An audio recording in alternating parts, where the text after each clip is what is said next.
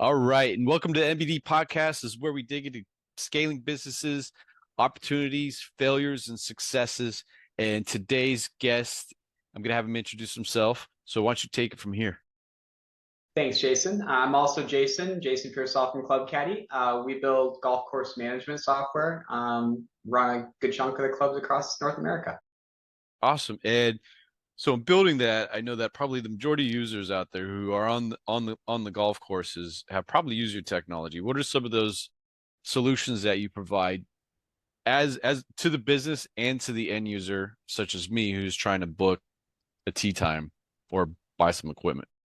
Yeah, if you don't mind, I'll go back a little bit. I'll give you the Yeah, origin story on the company a little bit and the problem that we sought out to solve, and then answer that question on the latter half, right? yeah. So, I was young and dumb. I had a SaaS exit, sold an e-commerce company in 2010 and made just a little bit of money and had an opportunity to invest in a golf course in Flint, Michigan during the middle of the water crisis when everybody was Mm. trying to get out of there and real estate was dirt low. Four buddies in our late 20s thought it would be a good idea to buy a golf course. And all of us had different golf backgrounds. Two of them were actually PGAs. One was a superintendent. And I was, I guess, the kind of tech entrepreneur, although I was a competitive golfer and my father was a country club GM. So I grew up in, kind of the space. So we bought a club and the club was coming out of foreclosure. It was a private course and our vision was to turn it public. And we didn't really realize how big of a technology challenge that would be because we went in thinking like we'll just put in public golf course software. But the facility we bought was a private country club. We had a huge banquet hall. We had a sports bar. We had pools and racket sports. All of those needed reservation systems. All of those needed member charge accounts. They had marketing systems, usage and utilization statistics, et cetera. And they were all in different systems. And that created a mess for us and also for our customers and members because they would receive notifications from multiple systems. We never really had a clear financial picture where we were at any point in time without consolidating the data out of all of these systems. And that was kind of the epiphany that we realized how much we were losing at our club and we didn't know how much we were until kind of too late in the year that there needs to be a better system to manage a golf course, and that was the genesis of where we started building Club Caddie. So today, we build both the customer facing, golfer facing tools for booking tee times, booking lessons, buying gift cards, renewing memberships, looking at your member balances, signing up and registering for events, but also the staff facing tools to interact with all of those things. Awesome. And then, so you had built that out. How long did it take you to build that out? It took us 3 years to get a product that ran our club. Mhm. And then, we grew to some neighbor courses that, were other operators that we just knew from the industry. And took a little more, a couple of months for every kind of new club we'd add initially to get to a point where it was comfortable and it was actually an improvement from where they were at before. Eventually, at around 100 golf courses or so, it started to become like, yeah, we've seen all these things before. And still today, we every now and then will come across some unique situation that, of course, maybe it's the way they account for something that Mhm. we need to make a change for. But I would say around 100 is where it got to a point where we weren't doing nearly as much customization as we were for the first 100 golf courses that Yeah, we added on. building it in. And and in that rise, how are you guys acquiring new customers for your product? Yeah, look, we've gone through different journeys of figuring that out. Mhm. Where we started is not where we're at now. You want me to tell you where we started or tell you where we're at now? Start to where you're at. Yeah. How you grew it. Starting off as a startup with a very small seed investment to get started that was me, friends, and family. Just didn't have the money to really spend a ton on sales and marketing. So Mhm. initially, it was finding a golf industry salesperson who had existing relationships with golf courses and had sold technology to them in the past, and offering them a fairly fat commission that was, well above market because we couldn't necessarily pay them in salaries. So we had to make it up on the commission side, right? And that worked a little bit. It's just that eventually they exhaust relationships unless you really have the right people, which, our first salesperson wasn't. They kind of run through those relationships and aren't good at establishing new ones. So as we've grown and added different channels and tried almost everything, and we realized, what does work and what doesn't work. And today, we have about 10 to 20 channels, depending on the time of the year that we're actively, either marketing in or playing in, ranging from trade shows to, review websites to cold calls to different digital in PPC ads to, focusing on SEO and inbound. And all of those are just different initiatives that we're focused on at different times that all feed into a funnel.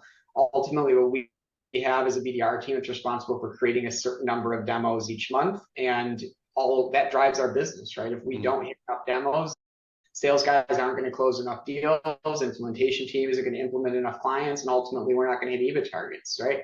So it's all about driving demos and investing in what is working and to drive more, and really quickly realizing you got to fail fast and what's not working, so you can move that to something, move that spend to something else and find out what it is. What are some of the examples that failed? Trade shows, you got to pick the right ones, Mm. right? We initially didn't know truly who our ICP was, and we just thought it was golf courses, and we would attend anything that was kind of golf centric, right? So I think early on we went to like the Michigan golf show or something, right? And that seemed to be a great fit and make sense until we got there and realized everybody was a golfer. And we don't sell to golfers, Yeah. we sell to golf courses. We really didn't generate a lot of leads that were golf courses that happened to be at that event. Similarly, our first summer, we went to a PGA event in Las Vegas, and it was like, I don't know, basically, it used to be called the merchandise show. And it's Mhm. more for buyers and retail buyers to go and buy clothes to sell in their golf shop. That event actually worked out. It was kind of a cool story. We were like the only tech company there. In fact, the company, I don't know, we had a gopher that was running around and just tried to be quirky, and we Mhm. stood out at it because everybody else was selling clothing, and so we won like product of the year at that Wow. PGA show just by kind of by getting lucky. But it didn't result in a single sale, so it wasn't really Yeah. successful. Yeah. It's one of those that you always want to judge, is it converting to sales that are resulting in actual dollars? And if it's Mhm. not doing that, it's not successful. Just Right. feeling good about it, or feeling like, I met some cool people, like, eventually those might turn into dollars. But at some point, that's really why we invest in sales and marketing, is to get numbers. Yeah. Yeah. And getting that awareness and having that foresight is, I think a lot of brands start and they think, I'm going to go here, not understanding who the audience is. And until they know their audience, right? Like once you know your audience, you know where you need to go. But I'm in golf. So going to the golf event, which is all golfers, maybe a couple of them have some connections, but they're not there to find out about how to manage the golf course, booking tee times and stuff. I thought maybe that the retail might have more opportunity because do you have a retail system as a part of the app or We the do. It's software? just the person who's picking out which clothing they're going to stock in the pro shop is usually Right. not Yeah. the Yeah. person that chooses which software they're going to use to do that. And so Okay. ultimately, we generated some leads. I can't remember. Maybe we did close a deal from, but it just wasn't what we were expecting. It was Wasn't the also, volume. yeah, it wasn't the volume we were expecting. But I think that's also a big mistake that startups make, and one that we made, is like, you put a lot of eggs into these baskets of like, I'm going to go to this trade show and this is going to be my coming out party and everything's going to go hockey stick from here. And in reality, like, it never is going to work like that. It doesn't ever. If that's, the strategy, it's probably like, it's a good channel to that funnel, but it's not alone going to make your company successful. But Mm. also, it's all about what you put into those events. And that's not just up and having a cool booth and schedule meetings, so that when you're at that event, it's more people meeting to make sure that they want to do business together, to maybe check out products, but not getting introduced to each other. Business doesn't happen through introduction. Typically, I guess it depends on your product, but at least not in our industry and in our vertical. So that was the important part for us, was, making sure that we built relationships and had pre-booked meetings going into any of those. Pre-booked meetings. Well, how did you get the pre-booked meetings? Were you able to get an attendee list and reach out to them? Not really. It depends on the event. Some of the events certainly give lists, but also a lot of the events are, just like the PGA show is the big one in our industry. The Professional Golf Association puts on a show where all the vendors sell to people who operate golf courses. So we Mm, reach out to every golf course, mm, email, cold call, just different campaigns to try to see if they're going to be there, and if they're going to be there, we send them to a Calendly link and get them booked, for an event. Then we definitely nurture that relationship. It's not just like book an event and hope, or book a meeting and hope they show up, but it's following up, sending them yeah, cool things, reaching out, personalizing it to why we're the right fit for their location and what we're going to show them when they come. When most people are good people, and if they see that yeah, you're doing work and really trying, they're going to show up to that meeting, because it would be, kind of insulting if they didn't, right? And yeah, so it's all about leaving that impression of like, this meeting is worth showing up for. And I would say greater than like 75% of the traffic at those events is created through that process. Booked through a phone call, a minimum an email, and then nurtured for a month ahead of the event, not just walk up at the event. I think that's important to understand is that nurture, even pre and post nurture, but pre-nurture, like, hey, we're going to see you. Hey, we're going to show you this. Hey, I'm building the relationship now so that way you actually show up. Because I know there's a lot of sales teams out there like, look, I got all these appointments. And then, oh, I only had a 30% show rate. It's kind of the average. Like, yeah, you didn't do any pre-nurture. Yeah. So that's important. Okay, so we got the you got your trade show tactics. Now, what about on the digital front? What digital tactics are you finding that work or don't work, or worked or didn't work?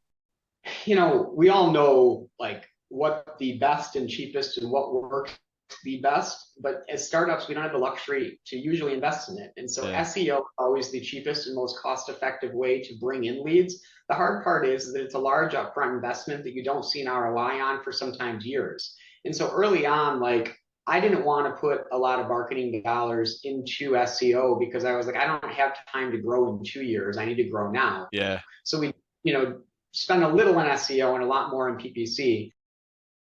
Eventually, our budgets grew to a point where we would pretty much exhaust our PPC. Like, we have a unique advantage selling to golf courses. There are 15,000 golf courses in North America. I know who the buyers are for all of them. I have their email addresses. Like, I can only remarket to those people, and I yeah. don't want to market to anybody else. So we drive our campaigns to those, but we're going to exhaust the amount of clicks that we possibly can buy, just because the budgets are fairly high. So Mhm. since then, reinvested in SEO, and we see incremental returns. We're still not to where we want to be.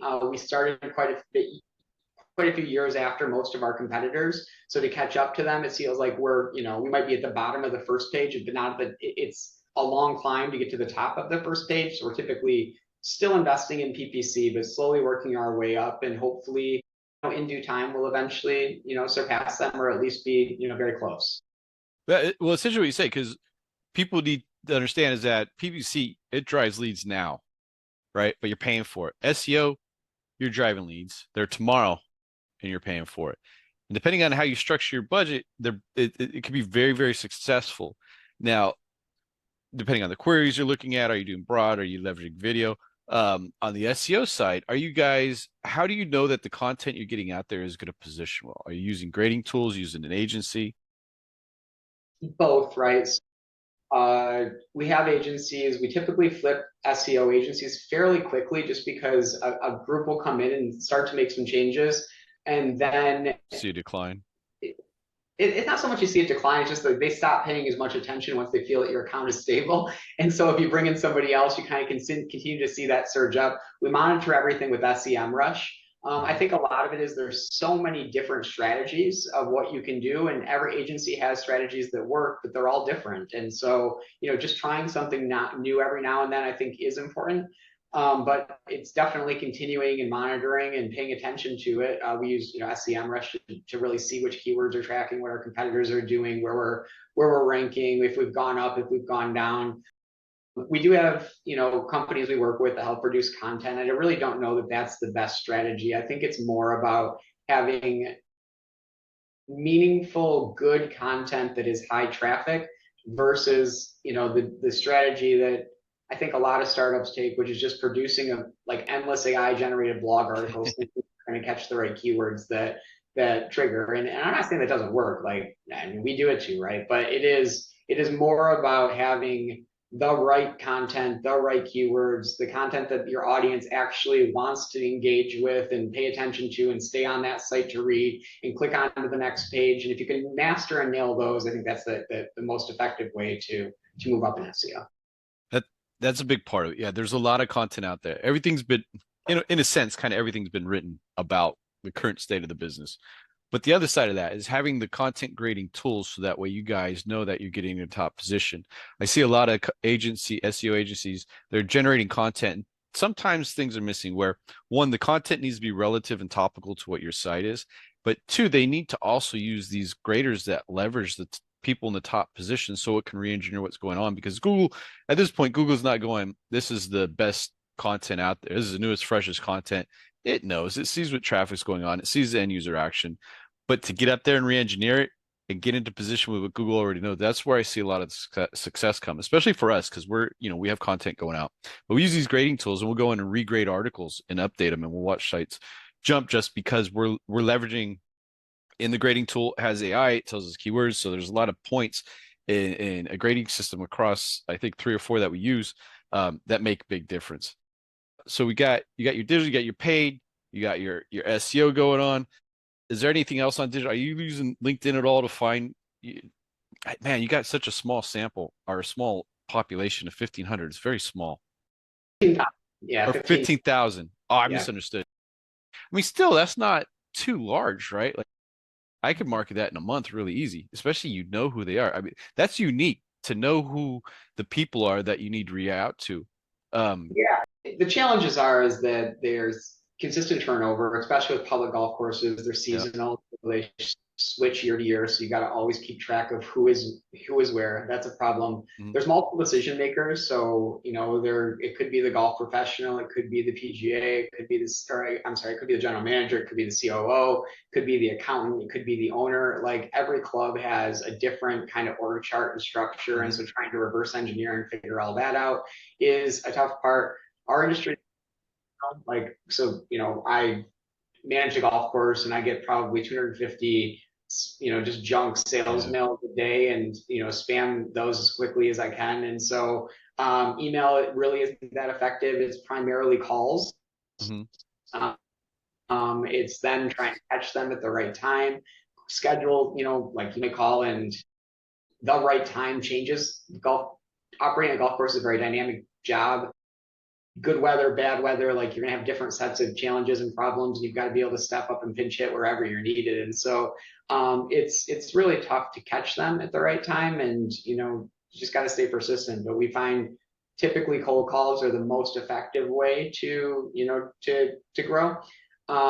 We directly control the volume of calls that we make. One of the things about inbound, and that includes PPC, SEO, and all the other social and everything else that we do, is we can put content out there, but I can't guarantee how many demos is going to come from that, Mhm. right?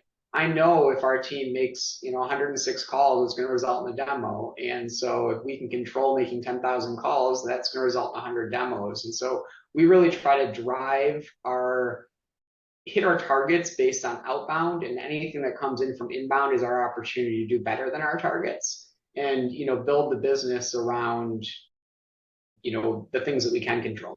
Yeah.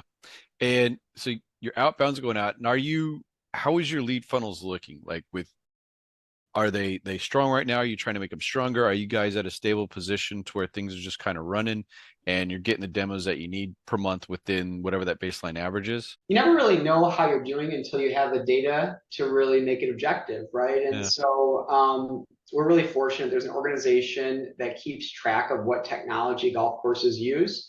They're a consulting business that helps golf courses pick technology. And so they Hmm. built a feed into every golf course website to monitor if their booking engine or their reservation system changes and which vendor they switch to.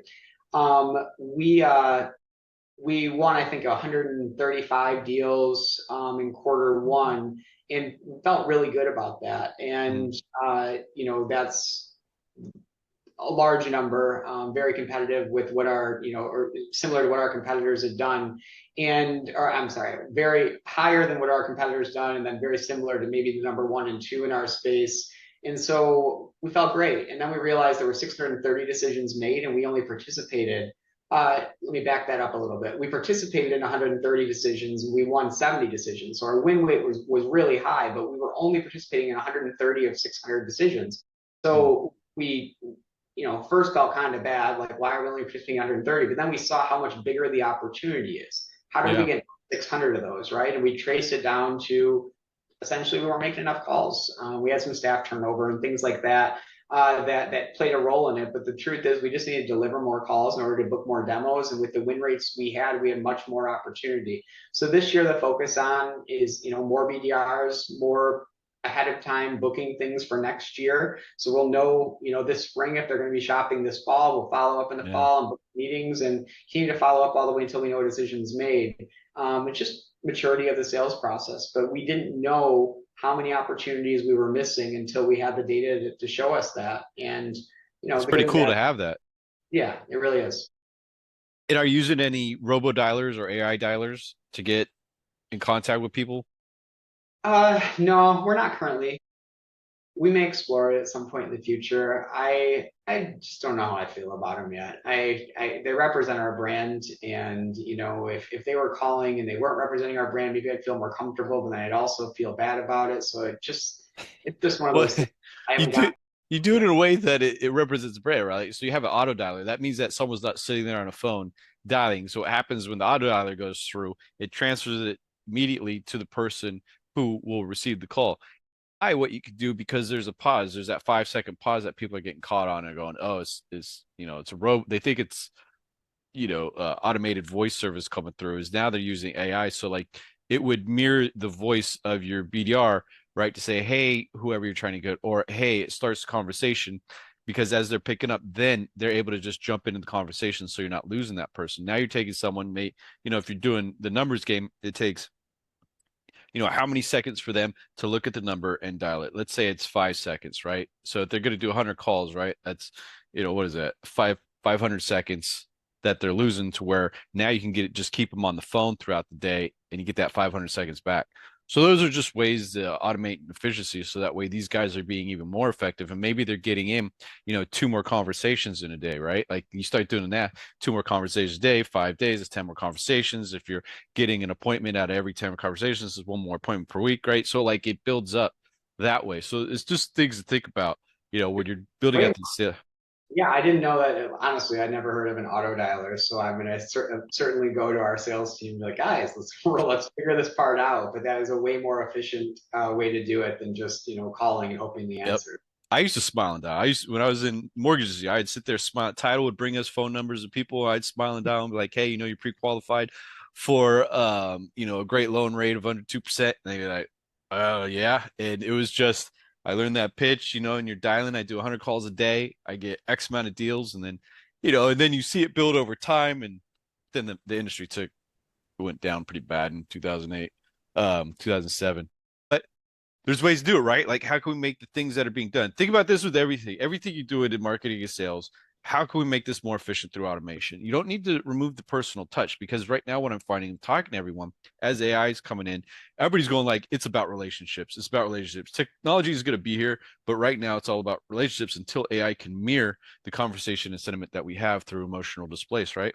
So until then, right now, we can find ways to get the human element more engaged and more efficient.